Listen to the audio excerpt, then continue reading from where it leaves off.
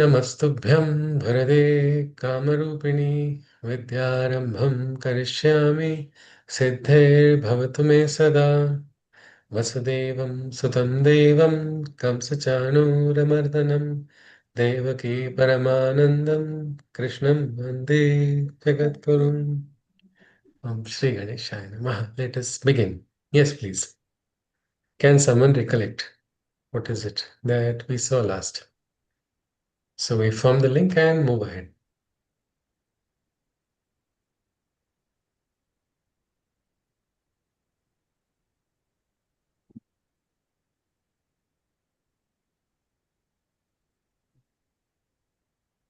Yes. When we have self-control, then we are able basically control over our anger and desires. Then I think there is an inner harmony, samatha that we are able to just have and live with that. We're likely to be more conscious, isn't it? Yes. Maybe we are able to meditate better, no? When we Yeah, have the peace, self-control. yeah, the harmony that we feel like.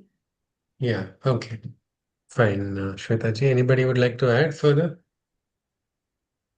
Uh, Yes, please. Anybody? uh, we should stay calm in any situation, be it Yeah. or any position also. We don't, I mean, the position we are in. So Okay, yes, Payalji, the principle of samatha. That is essential. Yes. Anybody else? Anything you can add?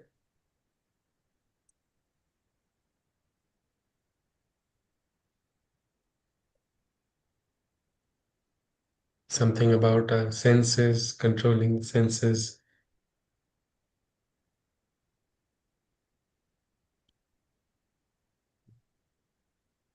Why should we not run after our desires? Why not seek sensual enjoyments? Anybody?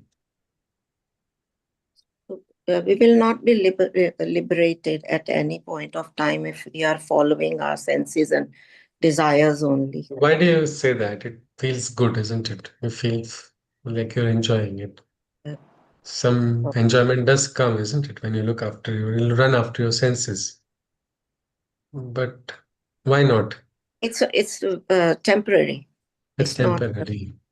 Ultimately, it is going to turn into gloom. Yes. Whatever what we can say, that high that comes from senses alone is not enough because it cannot be sustained. It's far too temporary. Afterwards, it ultimately turns to gloom, and that is exactly what Krishna is saying. And wise sages have also understood that. Hence, they say, I don't need to run after these temporary moments of pseudo bliss. Let me chase what is the Ananda. Let me acquire what is Ananda. Let me breathe, dwell, and live in the Ananda. Let me, dissolve all of my attachments, all of my desires. It's like there is a seed inside of everybody. That is the Kama Bija. That seed is there inside every living being. But for these yogis, they have burned that seed. So now nothing new will grow from it. All of it, they have just dissolved. That is how the yogis are. They have learnt it and they have done it through practicing self control. So let's see further. In the 23rd shloka, Krishna said a simple way of experiencing this highest bliss in life. It is regarding our relation with desire and anger. Just one point, if anyone can tell me, what should we do with these two? Are we supposed to never have desire? Are we supposed to never have anger?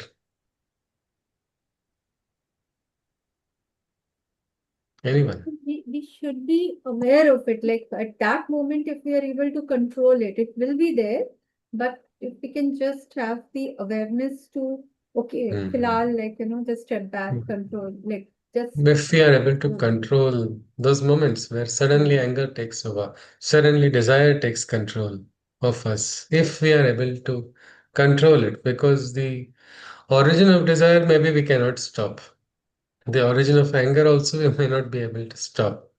But we can, if that moment we control. That is why some psychologists, psychiatrists say count 1 to 10 when you're very angry.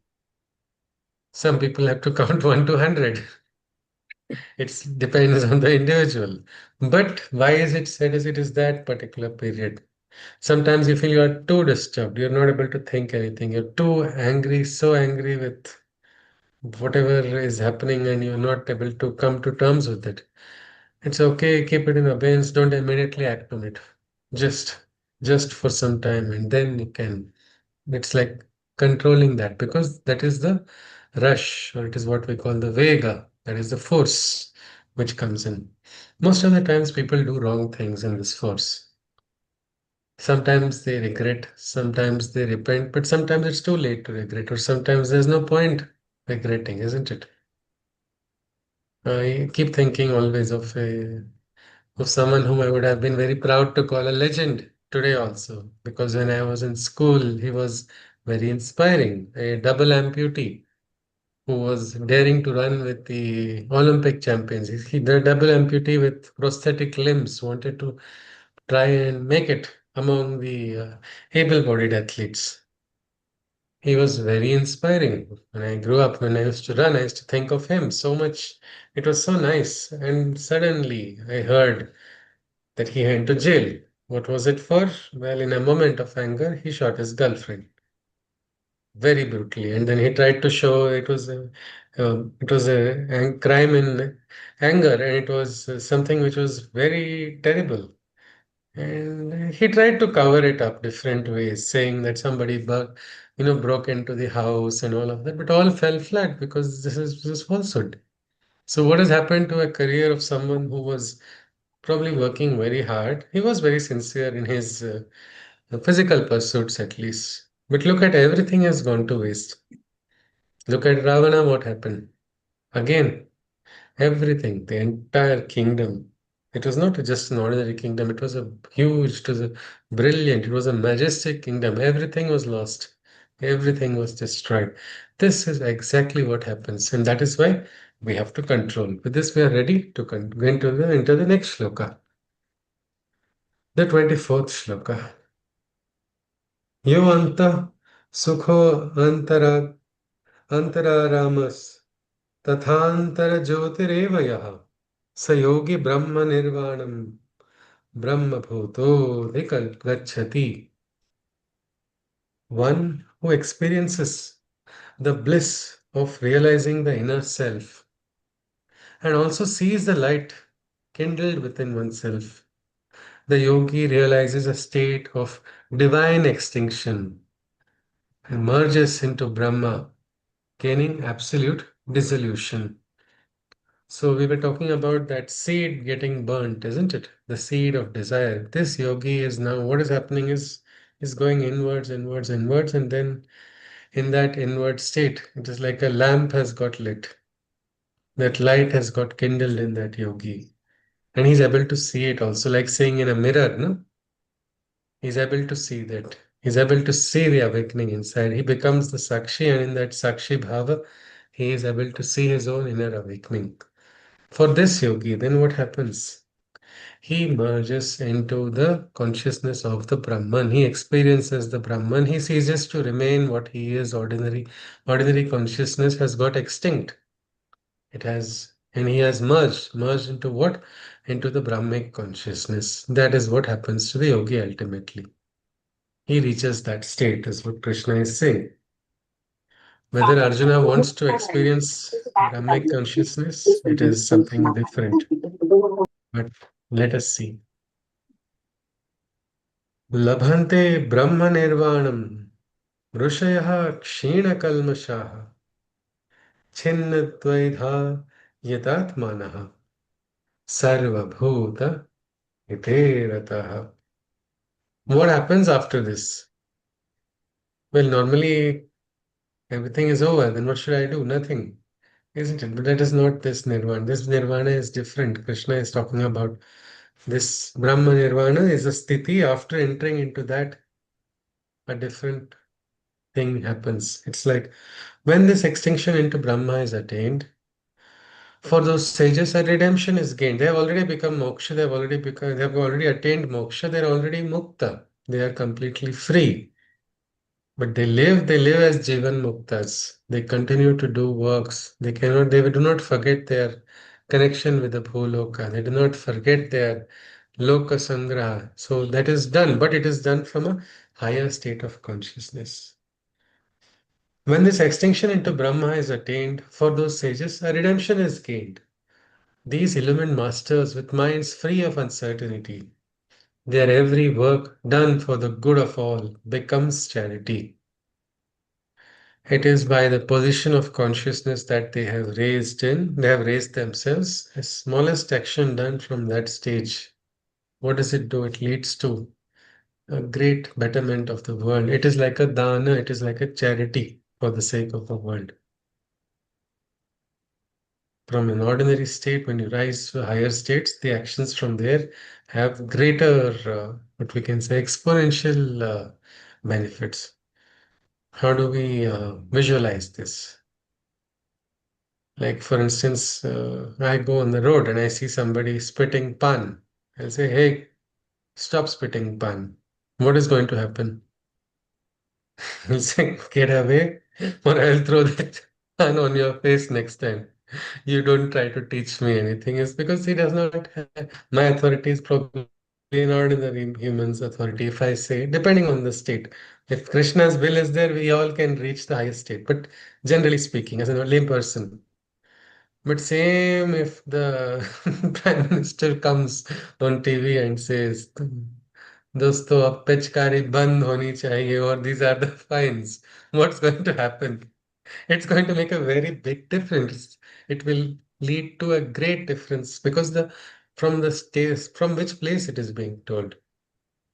It's like two straight. If me and my friend we want to have a boxing match, how many people will come to watch it? Nobody. But if the world's heavyweight boxers they are fighting for a title, how many people want to watch it? It's because that is the status they have reached. Same is the case with the yogi. The yogi may have himself or herself become completely extinct, means the desires of the individual self are no more existent. But through that Brahmic consciousness, little actions done from that state of consciousness lead to great transformations. That is why I think a lot of gurus are there. So many of them, they have so many people following them. People go and from just they sit in one place. Somebody says what he is doing something. What is the use? I can also speak good. I can also, but some of them have actually risen to states of higher states through their actions, through their sacrifices, through their tapasya, through their yajnas. They have reached there, and from there, when they give the instructions, they have a greater effect, isn't it? So it is like this, that is the Brahma Nirvana attained by that yogi. So we want to establish change also, we will have to rise. We will have to experience that state. We will have to become what we call adhikaris. There is an adhikara. For studying the Gita also there is an adhikara. What is that adhikara? Is sincerity. If you are sincere, if you are perseverant, if these two are there, Bhagavad Gita's knowledge will come to every seeker. It is nothing else. Because that seeker has got the adhikara to receive it. Sincerity is not there, what's going to happen? Simply the person tries to study also. The sincerity is not there, it will not be, a person will not be able to. It will be like a few steps will be taken and it will be gone. Patience is not there, again it will not. So something like that. These become the ones who are then spreading this light, which is already kindled inside of themselves. And the beautiful thing is they have become conscious of that awakening in them. That is the state. It's like going to a mirror and being so satisfied and you are seeing somebody who is not really you, your outer self. That would be something very interesting. Let's go on further. We go to the next shloka. Kama krodha vayuktanam yatinam yatachetasam abhito brahma nirvanam vartate viditatmanam. The sages of the awakened self are liberated and free. For in their minds no desire or wrath can unconquered be. For within themselves the nirvana of Brahma they withhold, and around them, this realization in all directions they unfold. I repeat once more. Who are these adhikaris? Adhikaris of this Brahma Nirvana. How are they? Krishna says the sages of the awakened self are liberated and free. For in their mind, no desire or wrath can unconquered be. For within themselves, the nirvana of Brahma they withhold, and around them, this realization in all directions they unfold. Krishna is saying this. He says, in all directions, it's like an aura which is radiating from such awakened ones. In their mind, there can be no desire, there can be no wrath. They have conquered both of these completely. My question is, what is this aura that people talk about, or what is this radiating some light that they are radiating from them? Have we seen this? Have we heard of this term aura? What do we know about it? Anybody? Anyone? I think people who can read the aura are able to see some kind of color around the person, which they are able to read it, like that this person is Okay, aggressive or calm or fine. something like that. So those who are able to read aura, Shweta ji is saying they can see whatever their ethereal bodies are or the different colors. Okay. But what about those who can't read? Does not exist? Anybody else? Yes. It exists. It exists for everyone. Okay, Abhaji says it exists for everyone. All right. Rekha ji is saying something? Or Meeta ji? Okay, Meeta ji. Yeah, Yes, please. sometimes when you are around some person, you feel a certain way. You either feel happy or energized, or you feel sad and a little anxious.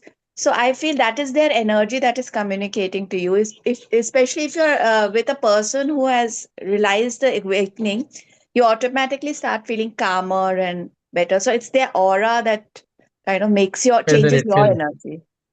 yeah, like something like in the first adhyaya, we saw Pitama Bhishma, where Like even heroes positive. started feeling powerful, and it's already powerful people would feel more powerful in his presence. So, and I think Mehtaji has talked about two types of it's either charges or sometimes you Or feel discharged. Okay, Rekha ji, yes, please. we aura means something we see ki some positive energy is coming from that person or a highest matlab, like when we see them they feel When we something say, positive okay, some vibes or positive positive. feeling or vibes coming out of, Yes. okay, some individuals. That is what Rekha ji is saying. Okay, Nidhi ji is saying something. Yeah, the people who have like positive energy and a calm, they have a certain calm in them, a serenity, and they radiate that, and it affects the person who is like near them. I mean, I don't want to like, but when we took your first lecture on the first day, after that, the person who had shared the link with me, she's working in Jipmer, and Okay. she's also a doctor, and I am also a doctor. The next day, we discussed that Miss Sushruth has that calmness, the serenity, and we I think compared that's you. the aura of the Gita, which an Yeah, you illegal can say connection. it's That's, the yeah. aura of the Okay. knowledge you have, and we Ji. compared you No. to BK Shivani. And we said Oh, that okay. just No, like no, I think Shivani. she's a awakened, she's quite a senior in awakened soul. But yes, Nidhi is saying something that people have it around us. And I think Abhaji shared that everybody has it. Is that true that all of us have an aura around us? If we want to draw it, can, Yes. yes, Mitaji is saying so. Okay, yes, everybody's. If we want to draw, maybe we Yes. can draw a circle, isn't it, around us? Yes. Something like an area of consciousness, our consciousness, how much area we can become aware of or conscious of. Yes, Nidhi, yes, please. Do the negative people also have an aura around them? This is my question. Yes, yes, yes, yes, yes. Yes, it is. It is like you go to a meeting, whether it's a business meeting or a work meeting. One person is there who is creating a very difficult vibe and nothing harmonious is happening in the meeting. Suddenly, out of nowhere, someone enters into that meeting and the entire atmosphere changes by virtue of that person. Maybe that person does not speak much, but the presence makes a difference. The presence like that, the presence of the gurus, presence of so many sages, sometimes just keeping a presence of even a photograph. A photograph creates an aura. A photograph itself gives that quietude because it is something, it is there. It's what we can call it consciousness, a circle of consciousness which each of us have. It was said that Buddha had a very vast aura. Anybody knows how far that it was? I don't know if there was anyone who actually did a measurement of the same or what meteorological equipment was used to measure it, but it was said that it would spread to kilometers, a kilometer or more than that. That was the aura where if he was traveling around that, dense quietude would accompany him. Or if you see, I think everybody must be knowing about Auroville in Pondicherry. Yes, but actually Auroville was a barren land. Barren land, nothing, no cultivation, nothing was there. The mother, while just moving around near that area, she just stopped and she said, "This is where the future kingdom, where the experiment of humanity will begin." It was not, I'm not reproducing the exact words, but that was the bhava. And to think about it at that particular time, it would be impossible. But that was a feeling. That was the strong feeling. So this is there. And our job would be probably if there is an aura for everybody, I think why not try to cultivate it, isn't it? And this is what is these yogis are like, they're like generating around them. Where they go, that light, that yes, Induji wants to say something. Yes, please. Please unmute Ji. Yes, there's Yes, yeah. I have. Yes, I also wanted to say when we're talking about the aura, the positive energy. So it also extends to a place, I guess, when you go to certain places. And when we Yeah. talk of yogis and our saints and seers who meditated in places, you go there, you feel positive. They've left behind so Yes. much of positive energy and a magnetic field. Yes, yes, absolutely, absolutely. You go to certain temples, that dense Yes, quietude, you can experience it. yes. Sometimes you go to different ashrams. Sometimes you go to samadhis, where people have they have taken the next journey. They have left their mortal envelopes, their bodies behind. Yet, even in spite of that, that quietude is there. So, this aspect we understand that there is be cultivated. And if we are looking at the Gita for our own self, maybe we can also cultivate an aura, isn't it? One of the easiest ways of doing that is by meditating. But the biggest problem comes how do we meditate? I am not able to meditate. What should I do? And then sometimes there are so many techniques that your mind gets so confused. Which technique should I follow? I start working here, somebody says you'll have this side effect. You walk there, you do this will lead to this. Or sometimes the mind only is not willing to participate, meaning you're ready, but the mind is too unsteady. I remember telling my Guruji only, it's 21, one of the first years, and मुझे meditation जम नहीं रहा है क्या करूं, what should I do, it is not working. He said acting करो. I was so surprised. I asked him really. He said yes. And that time whatever he says I would just yes, that must be that he has told it. Guru Vakya should be followed. So and it was very interesting. Acting means what should I do? I asked. What should I do? He said, stop shaking your head. Don't look left, don't look right. Just keep your eyes closed and keep sitting in one position for some time. That is for me meditation. When I asked him what is consciousness, he said, first understand what is concentration. There's no consciousness for you. Understand what concentration is. So, like that, meditation also. And it's very interesting that in the Bhagavad Gita, Krishna just gives us two techniques of meditation. So we will just look at them as Krishna introduces.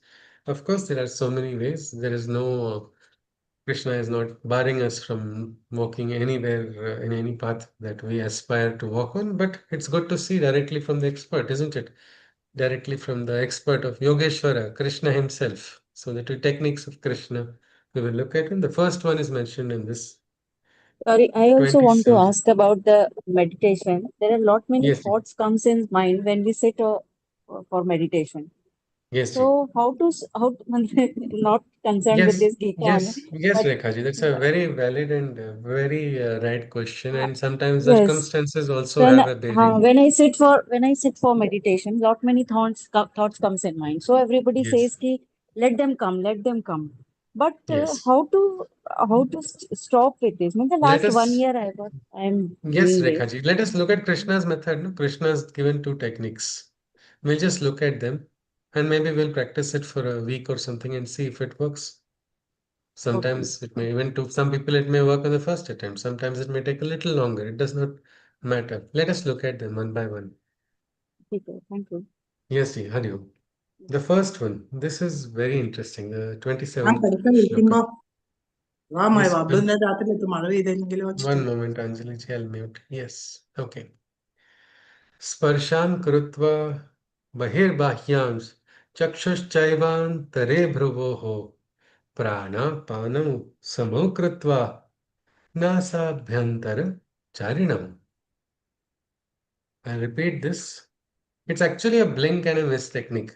Krishna in one shloka has given a very beautiful technique. Many times people read the shlokas, but they miss this technique out. Let's look at it once more.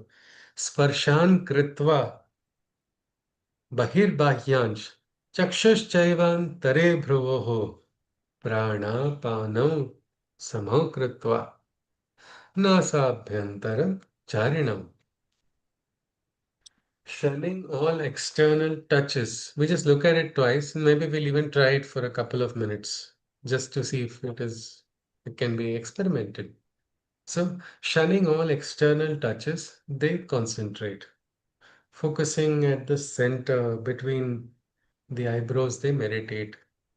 So, all external touches, meaning when you are sitting for meditation, forget everything that is outside, external touches. Maybe if you are living with your family members, you can tell them, "Ki, hey, for some time I'm out of coverage right now.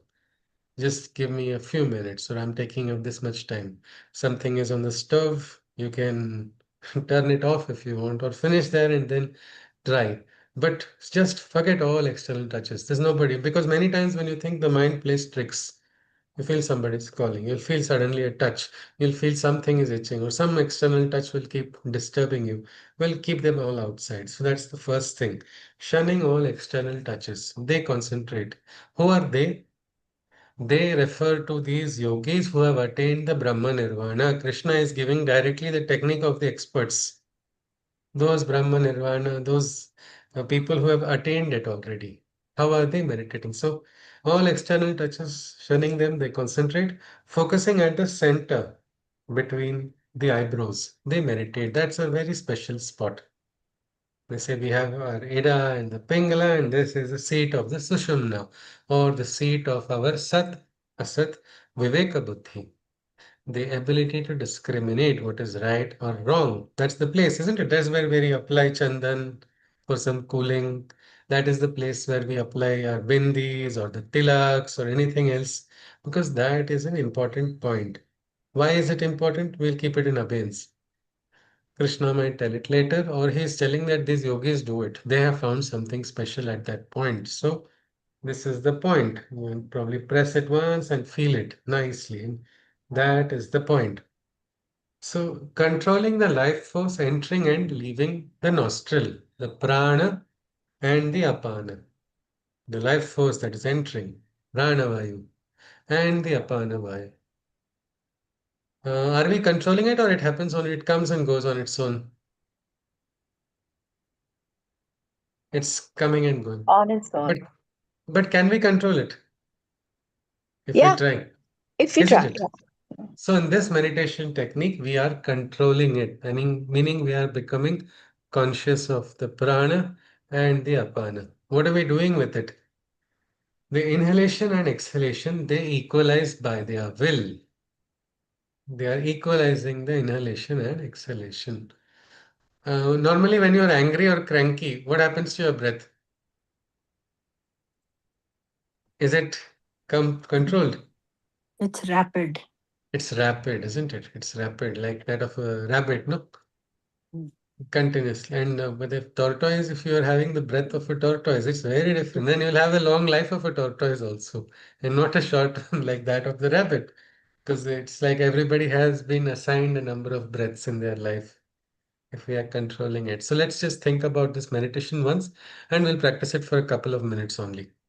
And it is not actually, we had one participant said we should practice this after every session for 2 minutes.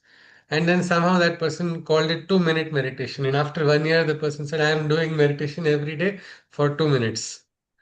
But even that 2 minutes was very useful for that individual. So we would not try to comment on the duration. It's good if we can go longer. Krishna has not given the time, but he's talked about it. A very simple technique. First is you forget all the touches outside of you. Then try to focus at the point that is between our eyebrows. The prana and the apana, we have to equalize. Each person has a different lung capacity. If you want to inhale for 2 seconds, exhale for 2 seconds. If you want to inhale for 3 seconds, exhale for 3 seconds. Then while doing this, there is a question. People have the double mind. One mind is doing this, a second mind goes for a walk into so many territories.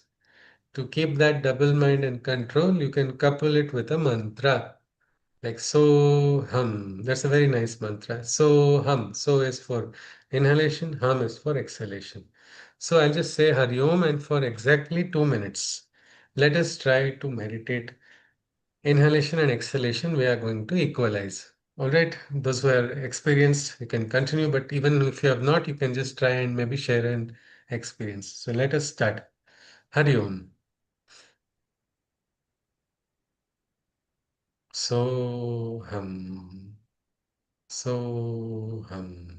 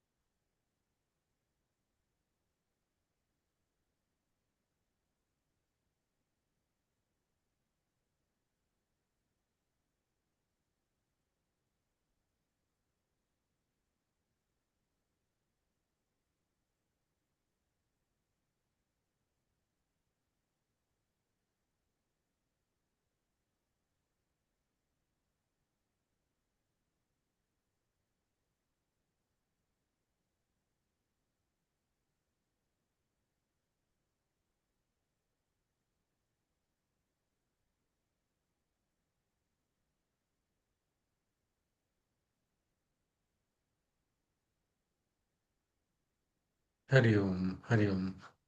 Yes, this was exactly just 2 minutes. How was the experience of Krishna's technique? Anybody? Helps to calm down and like release the thoughts. Okay, Panji says it helps to calm down and release the thoughts. Anybody else? What was your experience? Wish I could continue it somewhat Okay. another No, 2 of minutes. course, it is because of the limitation of our time we had only for Yeah, 2 minutes, but yeah. it can be extended up to 10, it can be extended up to 15. Yes, Nidhi is saying something. Yes, Calm, relaxing. yes, calm and relaxing. What about our thoughts? Were they there? the thoughts were focused on breathing and in the center of the forehead. So no Wow. third thing was coming in the mind. No third thing was coming. All right. But if thoughts come also, it is fine. It is something which we have to also ourselves observe. And this is actually one of the things because when the thoughts come, then you sometimes participate in the thoughts and your breathing gets disturbed. So if you just focus on the Kriya, you will go to that state of thoughtlessness also easily. If you just focus on the breathing, then slowly as the breathing, you're concentrating and physically also your body as well. This is one very interesting way of controlling. I had once got a very, very disturbing news. Sometimes you get shocking news from anywhere, and sometimes you feel you're hurt, you're betrayed by somebody close. It makes a disturbance, isn't it? So I once got this, and this was just before going to sleep. So I was very disturbed. So I thought, let it be. I thought I have to now meditate because I'm disturbed. But to do this meditation, you have to have some control over your breath, control over your thoughts. And I had to struggle for nearly 20 to 25 minutes to control myself because the disturbance was inside. It was not allowing me to enter into a state of meditation. It was a big struggle. But and I did not think I'll be successful, but I thought, let it be. At least I'm doing something useful. I'm making an attempt. And so I sat there, and it was wonderful that after 20, 25 minutes, something changed. A very quiet and beautiful meditation I got, and again, even divine sleep, a blissful sleep afterwards, which was undisturbed.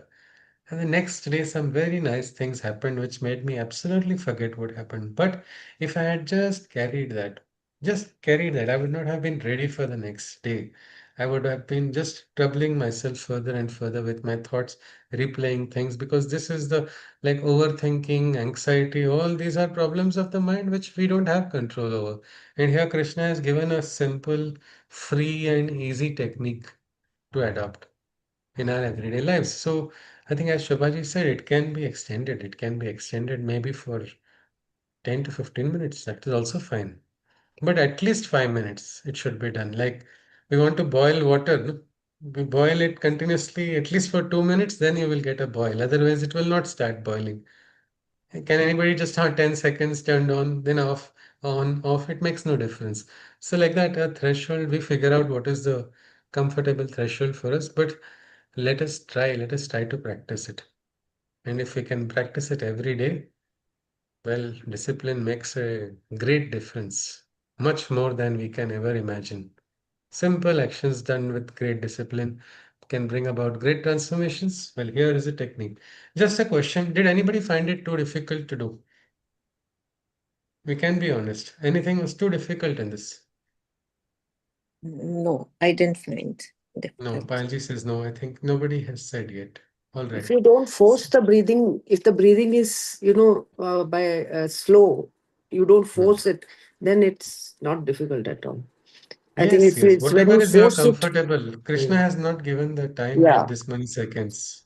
correct. What is comfortable with you? Just equalize it. Equalize your inhalation and exhalation. That Actually, is up to us. Yes, sorry, yogic yes, breathing Palji. starts. Sorry? Yogic breathing starts. Deep Uh, breathing starts. yeah, automatically when you Yes, are yes.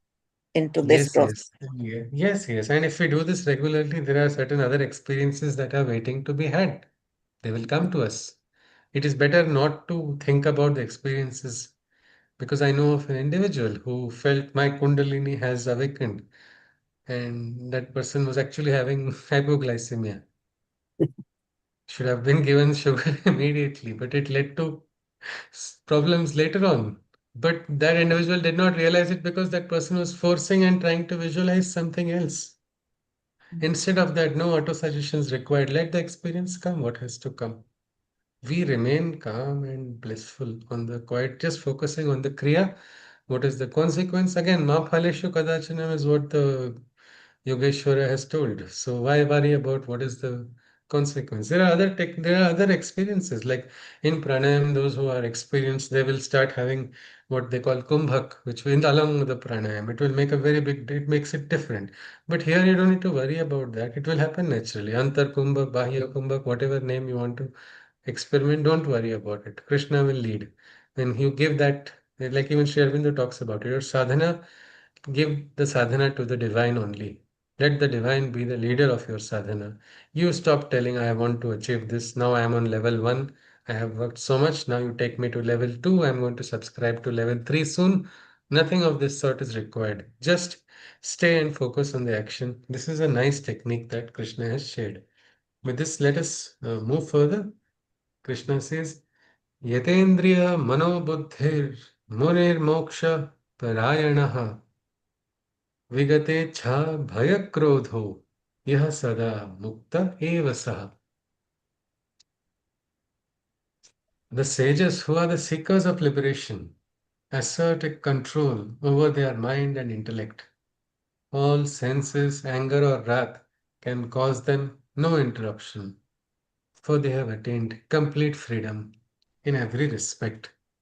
So Krishna says here, these seekers, they assert a control over their mind. They assert a control over their intellect, meaning they have identified a higher self which is higher than the mind, higher than the intellect, and this higher self is controlling all of this, not the other way around. All senses, whether anger or wrath, cannot cause any interruption in their flow, cannot. Yes, Shwetaji. So this is also terrestrial liberation, or what they are feeling like they have to still be vigilant, or it's like how No, I don't vigilant know. is always there. Vigilance is always there, but the thing is, it is like, say, a player who keeps playing one stroke 100 times, whether Mhm. whichever sport, maybe it's, yeah, then what happens? It becomes like muscle memory, isn't it? Right. Mhm. Then even if the person does not, he just sees the flight and he can look elsewhere and still play so easily Mm. because that has become ingrained into their consciousness. Okay. So it's like so many times that sanskar has brought in. I mean, is it that no sage is tested for anger or desire? Sure, Everyone, and sure. sometimes because they are doing it, they get the maximum tests. Mhm. It's like usually somebody says, I'm going to be calm. What will be the first reaction of everybody around? Acha, let us see. Let us see. I was not knowing anything, and that time I got introduced to a book on Buddhism, and I thought, chalo, theek hai, kam se kam my start will happen, whatever it is, through this book. So, but I was not having time to take it, so I tried to take it to college. I thought everybody made fun of, oh, this boy is now going to practice self-control. Let us see, let us see. Everybody kept teasing me.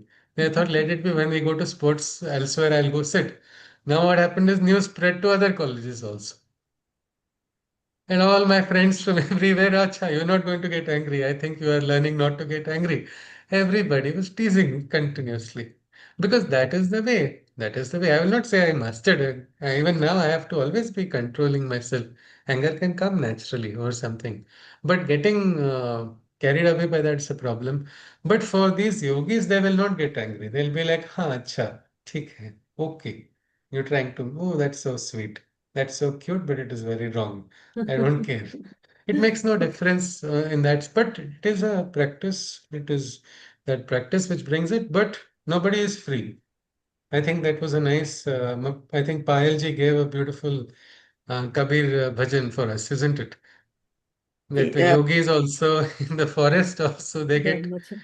yes, yes, yes. Whatever they have achieved, okay, they have achieved, they can lose what they have achieved also in an instant.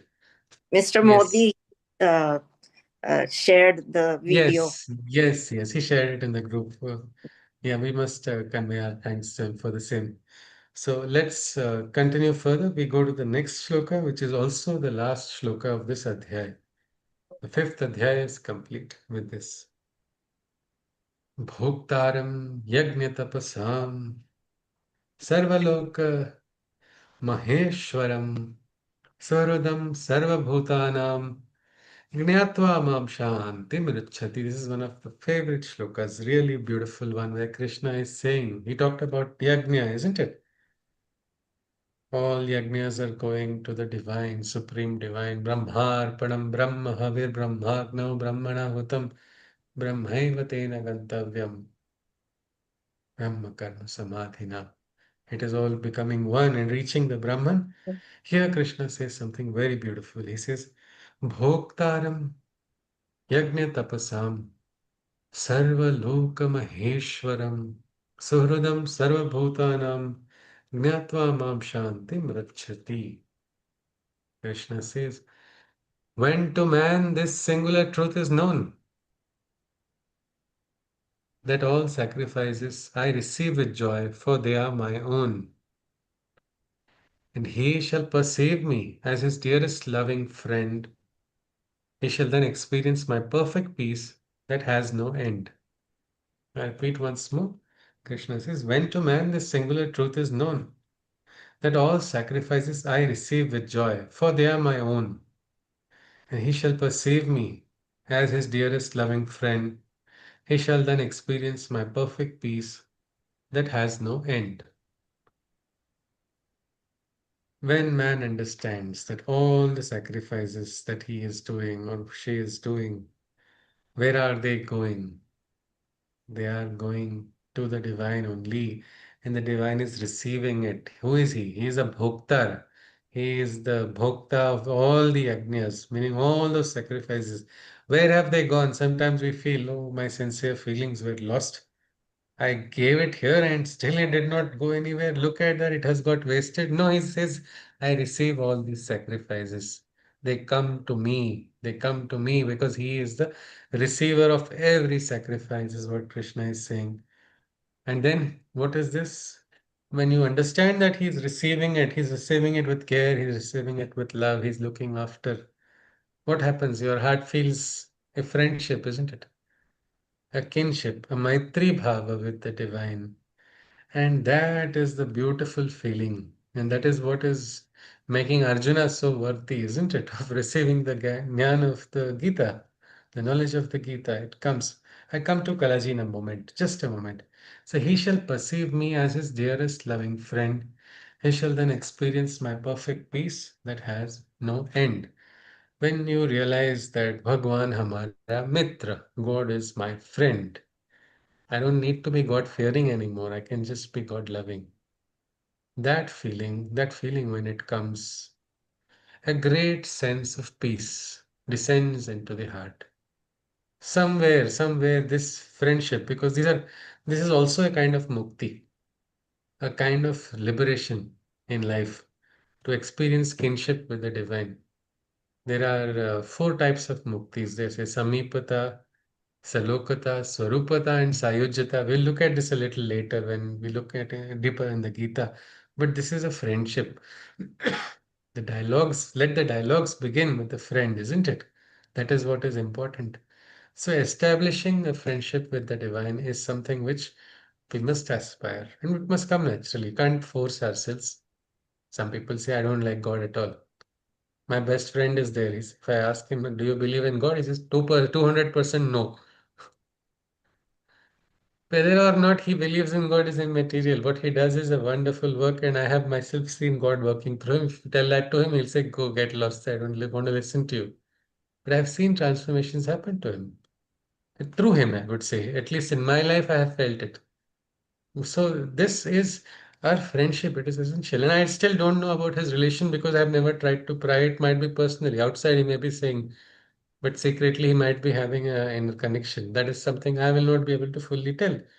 And I don't wish to explore. It's a private relation. I don't want to intrude into another person's relation. So it's something like that. But this aspect of not fearing, because many people they give place to imaginary fears in their heart. And in the worship, when you're mixing that with fear, then it's a very troublesome cocktail because it doesn't allow you to grow completely. So, yes, Kalaji, you were asking something. No, I didn't have anything. I don't know. Maybe AI read my hand. I was Okay, sitting, so I don't know. fine, fine. I got a Yeah, notification. That's sorry. fine. No problem, Ji. So this is what Krishna is saying. Can we at least decide that we'll not fear God, all of us? Can we resolve that? If I do mistakes, yeah, let God give punishment for those mistakes. I don't care. It's all right. It's all right. If I let that, but I don't have to have that fear, isn't it? That fear makes a big difference. Anywhere you carry fear. If you're doing a job and you're always having a fear that your job may go anytime, what's going to happen? Well, you will always will not have the joy of working at all. No? Whether or not the job goes, how much ever time you're working, you cannot work. You can always work blissfully.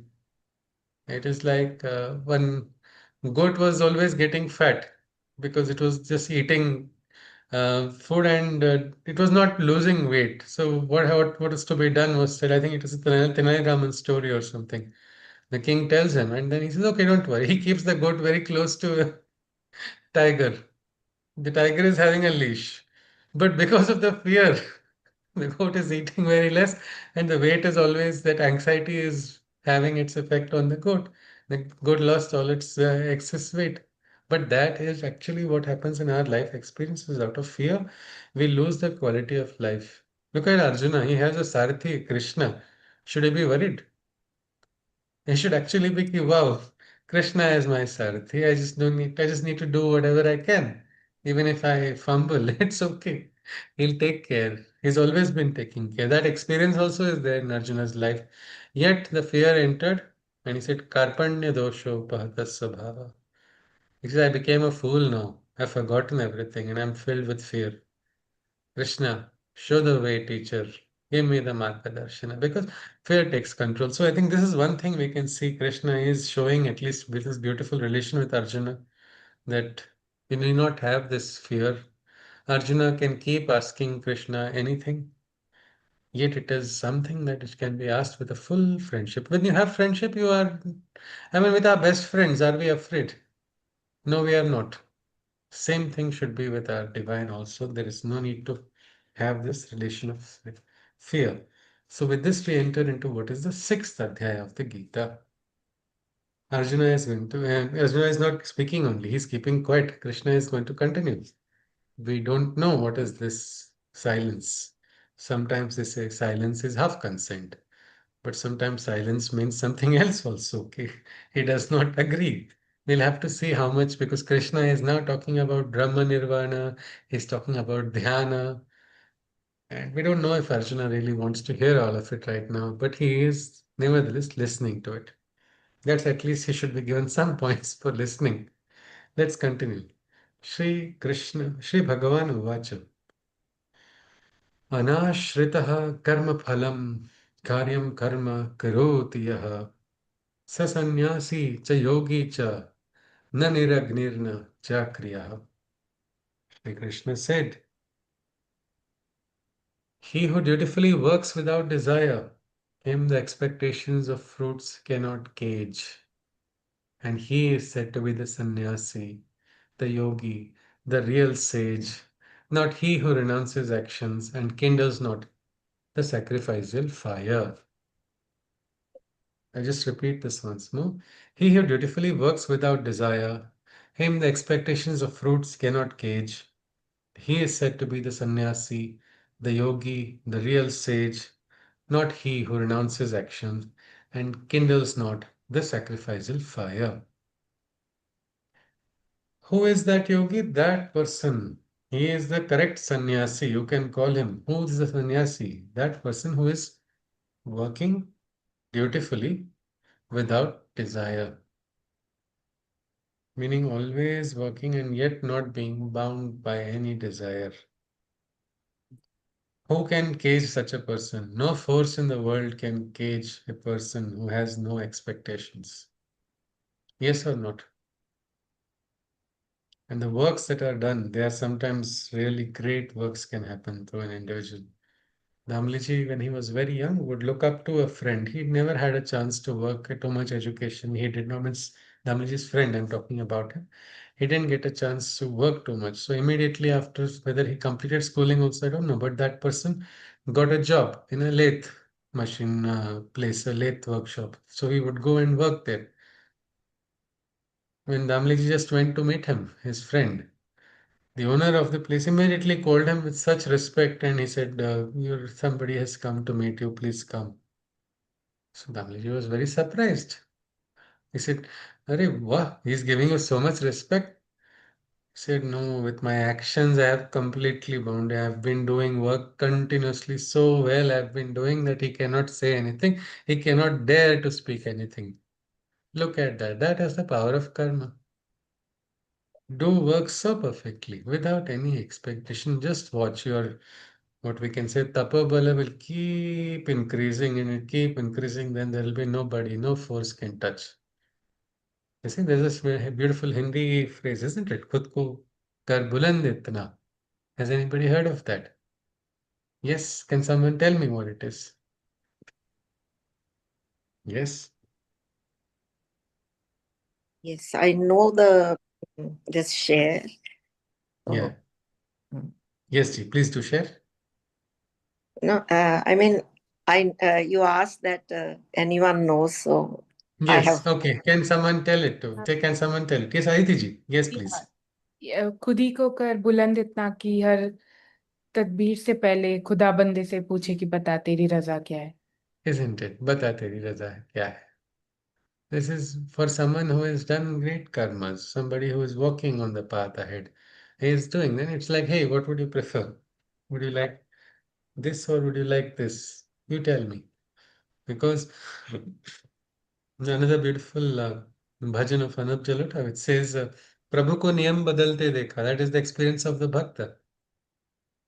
The rules of the Bhuloka also can change when the intervention of the divine takes place, but for that divine intervention in moments, it comes in moments. It will not break the laws of nature. What are miracles? I think Paulo Coelho has beautifully said it doesn't go against nature, it goes against what we understand about nature only.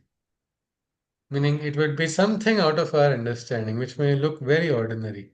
But this is important to work, to do your duties, not run away from them. If you're doing duties without any desire, well, you are worthy of being called a sannyasi also. That is something Krishna is saying. He is the real sannyasi, he is the real sage, not he who renounces actions and kindles not the sacrificial fire. The symbolic act of lighting of the fire is also a karma only, isn't it? It's a kriya, isn't it? Lighting the fire. How can you light the fire? By action only. So the yajna also can be done by action. There is nothing, you cannot escape from actions. Somebody who renounces the world, who renounces action, well, he's not really practicing the true renunciation, or he is not the real sage, is what Krishna is telling here. He goes on further. Yam sannyasam iti prahur yogam tam vidhi pandava.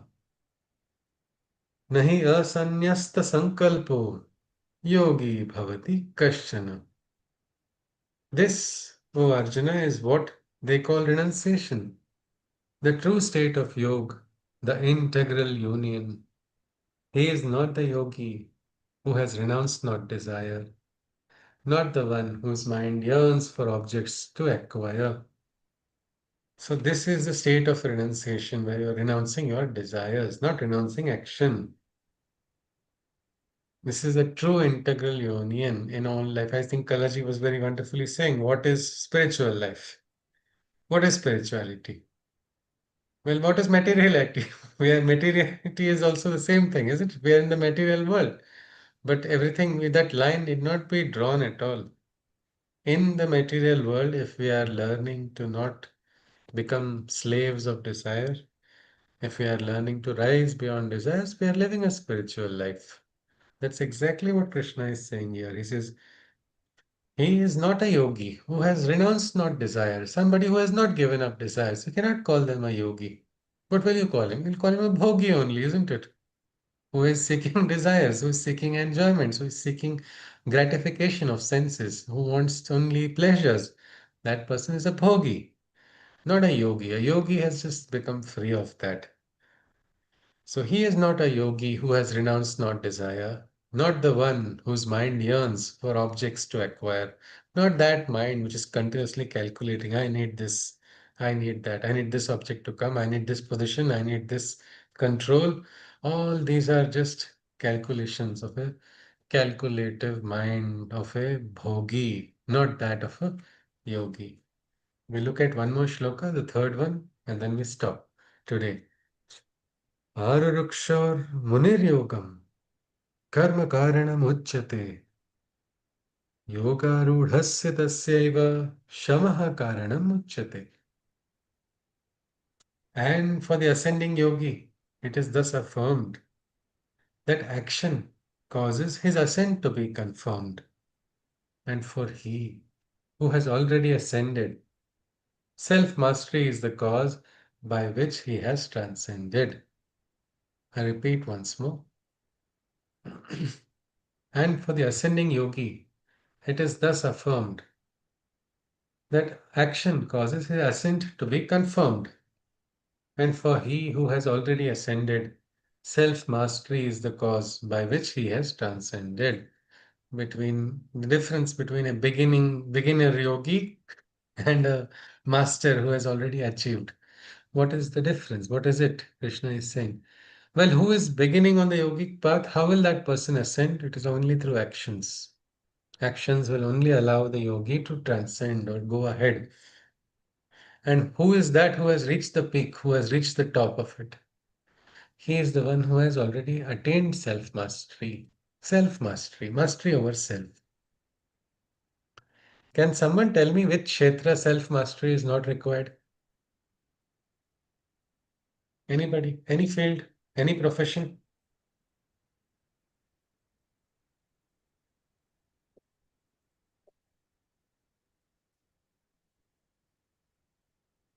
Any profession that is leading to the betterment of the world. Something which is contributing towards bettering the human race. Everything requires a mastery over self, isn't it? If you don't have that self-mastery, you're not going to ascend at all. So karma, everywhere Krishna is talking about it. So this we must remember. We must remember, we never want to. Do we want to retreat in life? We don't want. We can go for retreats maybe for short periods, but let's not retreat in our life. We have to keep going forward. Damleji, even now at 80, he is still always inspired. He's always wanting to, whatever he can do, he keeps saying, I would like to keep doing as much as I can. I remember almost when he was just, I would say just 65. That was when I met him. But even that time, he said, I don't have retirement. I'll have retirement. I'll have a new tire added to my vehicle and I'll move ahead. That's what he talked about. And truly, I was blessed. His unity was about to close. He was willing to close it if nobody takes. He was still, we can say, somebody who has put an entire life's effort into working and developing something and still not having ownership over it. He said, let the divine will be done. So he was willing to even let go of it. But still, a new story he is going to start. He wanted to start something new, newer projects, newer things. At that time, also, no worry about what's going to happen with the finances, where will it come from, how is it going to happen. These are all material questions everybody has. But when you surrender to the divine, things fall in place. You have to just focus on your action. If you are beginning the path, it's still all right. You can walk ahead. Every step will be taken ahead only by action. That is something. Without action, you cannot. And if you look at a master and see, oh my God, what a great person, this person has ascended so much, just understand that it's not some magic or some fluke or some sudden intervention. It is by self mastery. This individual would have worked. Beautiful research was done on the world's top pianists. The top, top five, top six pianists. What was the difference in their ranks? What was the? Yes, Chitraji has sent a reminder of a clock today. Yes, time is up. We will stop. But what was the difference in their? Because there was that way. If you see, one, two, three, they were having, but still each one had their own league. Each one had reached a different league. The first one was on much higher than the other. What they found in that research was the only difference was not their inborn skill or their talent, it was the number of hours they have put in. Just after a while, the skill and all is not going to make such a great difference. How much it is going to be is your personal effort which you are going to put in. That's why there's a nice bhajan in Marathi. They say Dhyasa eka sadhaka antarat thevatu zana yatna devatu zana yatna devatu. Remember your God, or your God is your efforts only. Oh sadhaka, listen. Keep this in your heart. Keep it inside of you. That your efforts are your God. If efforts are your God. It goes on beautifully, even if there's nobody around you. If there is नसेल सोबती कोणी असेल संगती तुझ्या जरी असेल रात्र काजळी भोवती तुझ्या जरी. Even if there is a pitch darkness around you, just go into your sadhana only. Keep focusing on your efforts. Sadhaneta apya magna ho sadaiva tu. Remember, efforts are your God. Efforts are your God. Just they will define your fate. They will only change everything. Keep putting your efforts. Keep putting your efforts. That is all. And then become the light, become the lamp, become the storm. If the mountain comes your way, break that mountain down, but with your efforts only. So this aspect of efforts are something which we can never let go of. Say if I get paralyzed, God forbid that does not happen, but I can just move one finger. I'm not going to stop moving that finger. I'll keep trying doing something. I'll figure out what I can do, but still, effort should never stop. That is the principle of yoga only. Human efforts, when there's a God's labor waiting to be done, God is also laboring. Mankind should not stand too behind in that. Man also should, couple with the God's efforts and then bring about that transformation. So this is where we stop. Krishna says here that this is the way. This is the way with efforts only. We stop at shloka number 3 of the 6th adhyay. If someone can share some, can someone share something? Whatever inputs you wish to give or some takeaways, we can look at that and then we conclude. Yes, Shweta ji. So for me, my take home like today would be about friendship with the divine, where we Yes. say that like we want to be slaves of the divine, and then like friendship. So this collaboration, like like all the time collaborating with the divine, and just being having a blissful life. Yeah. Oh, that's a very, very brilliant joy, and it's always nice to have a friend, isn't it? There's no limit to number of friends you can have. And when you can have a divine friend, the story is completely different. So okay, that's a nice point. Let us aspire to have the friendship with the divine at all moments. Anybody else would like to add something? And then we conclude. Yes, please. My takeaway is the karmas. Karmas are very important without any Yes. desire. No, renunciation is not the path. I mean, you have to renounce your desires, not your Yes. actions. Actions. Absolutely. Yes, see, that's a wonderful statement, Mehtaji. Yes. Anybody else would like to add? So I would like to add about the aura, Yeah. which you said, try to cultivate it by Yes. one of the ways is meditation. Yes. Yes. It is And we have needed. also learned today Soham or Hari Om Okay. meditation for practiced Yeah, 2 whatever minutes. name we That want was to a give it. wonderful Krishna has yeah. not given any Yeah. name for it. Yeah. We'll call it Krishna's method. Yes, Whatever ji. mantra we chant during the meditation, that's our this thing Yes. name. And the third shloka, which you explained very nicely, effort should never stop. I liked it Ji. very much. Ji, Thank ji. you All very right, much. ji. Thank you Thank so you, ji. much. Thank you, ji. Hari Om, ji. Yeah, Shweta ji is saying just a something. request, can you share that the poem which you Okay, yes, I'll have to mentioned? find it. It If was actually I heard it from somebody, and it is very when he had beautiful. come from Baramati, one head of some school, and he was also a Bharud singer, and then his children he had taught this. So then the school children were singing this. I was very inspired. I thought I need to get that, but I'll try to find it somewhere. If yeah, Just okay. yes, please. Yes, Thank you. please. Certainly. Thank you, ji. I don't know the title, but I just remember writing down the words. Yes, ji. All right. So let's conclude with the Shanti mantra. Sarve bhavantu sukhinah, sarve santu niramayah, sarve bhadrani pashyantu, ma kaschit dukkha bhag bhavet. Hari Om Tat Sat. Krishna Vande Jagadguru. Hari Om. Punarmilama. Hari Om. Hari Om.